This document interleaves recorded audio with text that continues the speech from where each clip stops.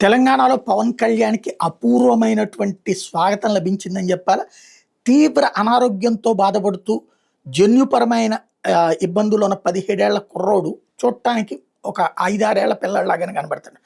జన్యుపరమైన అనారోగ్యం కారణంగా. ఆ నిరంజన్ అనేటటువంటి పవన్ కళ్యాణ్ అభిమానిని పరామర్శించడానికి వెళ్ళటం, నేరుగా ఢిల్లీ నుంచి వెళ్ళినటువంటి పవన్ కళ్యాణ్ తిరుపతి లడ్డూ తీసుకెళ్ళి ఆళ్ళింట్లో ప్రసాదం ఇచ్చి, వాళ్ళతో దాదాపుగా అరగంటకి పైగా గడిపారు. ఆ అబ్బాయితో గడిపినటువంటి అంశం ఒక ఎత్తు. అదే సందర్భంలో అబ్బాయికి సంబంధించినటువంటి హెల్త్ రిపోర్ట్స్ ఇవన్నీ చూసి వైద్యపరంగా తను ఏం చేయగలనో అంతవరకు చేస్తానని చెప్పుకొచ్చారు. ఆ కుటుంబంతో అబ్బాయి మాత్రం అసలు మామూలు సంతోషం కాదు.